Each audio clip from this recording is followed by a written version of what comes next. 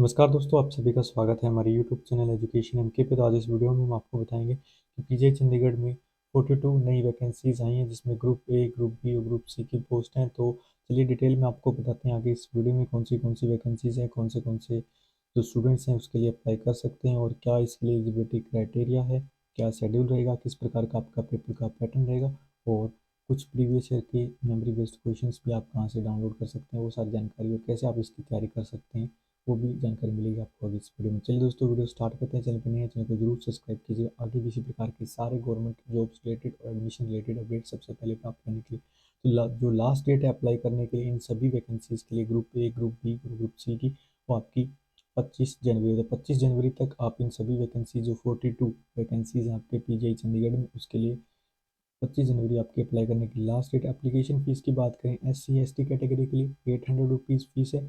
General, OBC और EWS के लिए 1500 रुपये आपकी फीस रखी गई है। ठीक है, उसके बाद हम देख लेते हैं कौन सी आपकी पोस्ट है। टोटल 42 वैकेंसीज है, जिसमें आपका blood transfusion officer, assistant blood transfusion officer, medical physicist, radiotherapy tutor 9, medical officer, physiotherapist, technical officer, assistant dietitian, technician grade 1, laundry, data entry operator, library clerk, assistant security officer. तो इस प्रकार से total 41 vacancies है। फिर एक vacancy आपके PGI satellite centre Sangrur Punjab की है, जिसमें आपका मेडिकल ऑफिसर की एक वैकेंसी है। तो चलिए देख लेते हैं इसके लिए एलिजिबिलिटी क्राइटेरिया। तो सबसे पहले ब्लड ट्रांसफ्यूजन ऑफिसर के लिए आपका वही मेडिकल डिग्री आपके पास होनी चाहिए, MBBS with 5 year experience in blood bank work after registration as medical graduate. ठीक है, असिस्टेंट ब्लड ट्रांसफ्यूजन ऑफिसर के लिए वही सेम MBBS की डिग्री चाहिए, साथ में रजिस्ट्रेशन चाहिए आपका काउंसिल में और 2 ईयर्स का एक्सपीरियंस चाहिएगा आपको इसमें। उसके बाद मेडिकल फिजिस्ट रेडियोथेरेपी के लिए अगर आपके पास MSc है इन मेडिकल फिजिक्स तो आपको कोई भी एक्सपीरियंस की रिक्वायरमेंट नहीं है।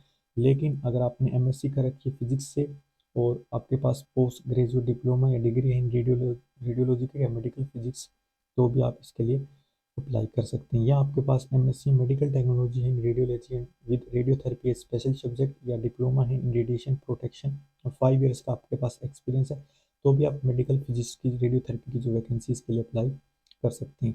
ट्यूटर 9 जो नर्सिंग जो आपका कॉलेज है पीजी चंडीगढ़ का, उसमें वैकेंसी है जो ट्यूटर की, उसमें BSc नर्सिंग आपके पास होनी चाहिए विद 5 ईयर्स टीचिंग एक्सपीरियंस, या MSc नर्सिंग है with at least 2 years experience as sister grade 2 in a teaching hospital of 1000 beds और more as professional qualification and experience, या MSc नर्सिंग है with at least 2 years of teaching experience, तो भी आप इसके लिए अप्लाई कर सकते हैं। मेडिकल ऑफिसर के लिए वही सेम आपकी मेडिकल डिग्री MBBS आपको चाहिएगी, ये भी सेम रहेगा आपका। फिर टेक्निकल ऑफिसर डायलिसिस के लिए आपका डिग्री होनी चाहिए electrical electronic instruments engineering from recognised university with 2 experience in repair and maintenance of dialysis machine and water treatment equipment, या 3 ईयर्स का अगर आपके पास डिप्लोमा है और 8 ईयर्स का प्रैक्टिकल एक्सपीरियंस है, तो भी आप इसके लिए अप्लाई कर सकते हैं।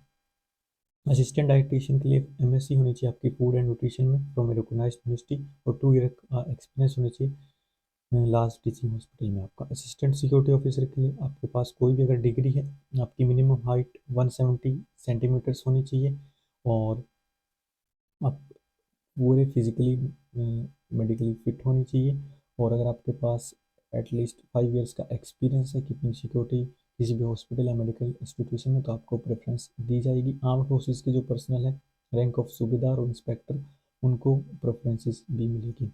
लाइब्रेरी क्लर्क की आपकी वैकेंसी है, इसमें मैट्रिक होनी चाहिए विद साइंस और आपके पास डिप्लोमा होना चाहिए इन लाइब्रेरी साइंस और 3 ईयर्स का experience of handling book and journals in A library of reputed institute.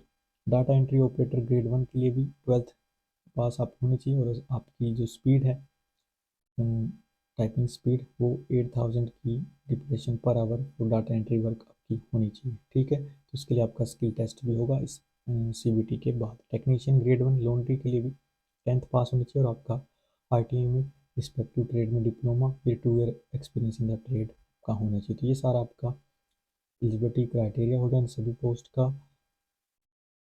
अब बात करें आपके जो पैटर्न की कि किस पैटर्न पे आपका जो क्वेश्चन पेपर आएगा।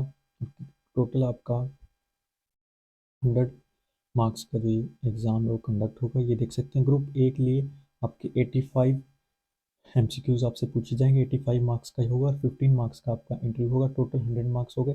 और ग्रुप बी और ग्रुप सी की जो पोस्ट हैं उनके लिए टोटल 100 मार्क्स का ही कंप्यूटर बेस्ड टेस्ट होगा, इसमें कोई भी इंटरव्यू आपका नहीं होगा। और इसके लिए जो सैम्पल पेपर्स हैं, कुछ क्वेश्चन पेपर्स, आप हमारी वेबसाइट educationmk.in से डाउनलोड कर सकते हैं और कुछ 1 या 2 दिन में अपलोड हो जाएंगे। तो ये सारे आपके जो क्वेश्चन पेपर हैं इसके पैटर्न के बेसिस पे वो आप हमारी वेबसाइट से डाउनलोड कर सकते हैं। जो आपका CBT होगा वो इंग्लिश लैंग्वेज में होगा सिर्फ, और जो सेंटर्स हैं और इसमें नेगेटिव मार्किंग भी है 0.25 मार्क्स की। ठीक है, तो हर एक क्वेश्चन 1 मार्क का होगा और नेगेटिव मार्किंग आपकी 0.25 मार्क्स की। ठीक है, उसके बाद अगर हम लिस्ट देखें आपके सेंटर्स की, तो ये देख सकते हैं कि इन सिटीज़ में आपका ये एग्जामिनेशन है वो कंडक्ट होगा। ऑल ओवर इंडिया आपका ये जो एग्ज़ाम है कंप्यूटर बेस्ड CBT होगा आपके सभी इन 10 सेंटर्स पे ऑल ओवर इंडिया।